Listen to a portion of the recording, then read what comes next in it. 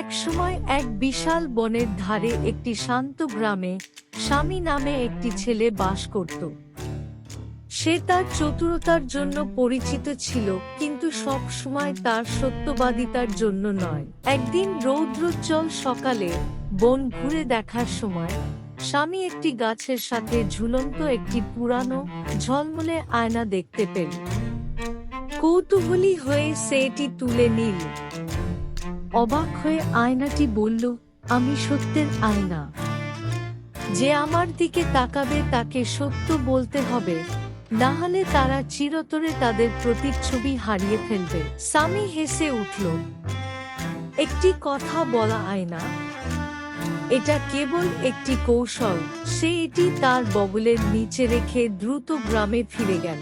পরের দিন সে দুর্ঘটনাক্রমে একজন প্রতিবেশীর গাড়ি ভেঙে ফেলল, কিন্তু বেকারের ছেলেকে দোষ দিল। গ্রামবাসীরা জড়ো হওয়ার সাথে সাথে স্বামী আয়নার দিকে তাকাল, গর্বের সাথে তার সত্তার প্রমাণ হিসেবে এটি ধরে।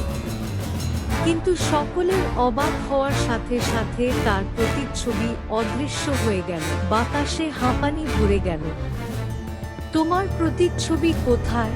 একজন প্রবীণ জিজ্ঞাসা করলেন। স্বামীর হৃদয় কেঁপে উঠল। আয়নার সতর্কবাণী তার মনে পড়ল। লজ্জিত হয়ে সে চোখ নামিয়ে স্বীকার করল, আমি গাড়ি ভেঙে ফেলেছিলাম। ঝামেলা এড়াতে আমি মিথ্যা বলেছিলাম। আয়নাটি মৃদুভাবে জ্বলে উঠল এবং স্বামীর প্রতিচ্ছবি ফিরে এল। গ্রামবাসীরা কিছুক্ষণ চুপ করে রইল, তারপর শ্রদ্ধার সাথে মাথা নাড়ল। ভুল স্বীকার করার জন্য সাহস লাগে, প্রবীণ বললেন। সেদিন থেকে স্বামী আর কখনো মিথ্যা বলেননি। তিনি কেবল তার চতুরতার জন্যই নয়, বরং তার সততার জন্য পরিচিত হয়ে ওঠেন। সত্যের আয়না গ্রামের চত্বরে একটি স্মারক হিসেবে স্থাপন করা হয়েছিল। সত্য কঠিন হতে পারে, কিন্তু এটি যেকোনো মিথ্যার চেয়ে উজ্জ্বলভাবে জ্বলজ্বল করে।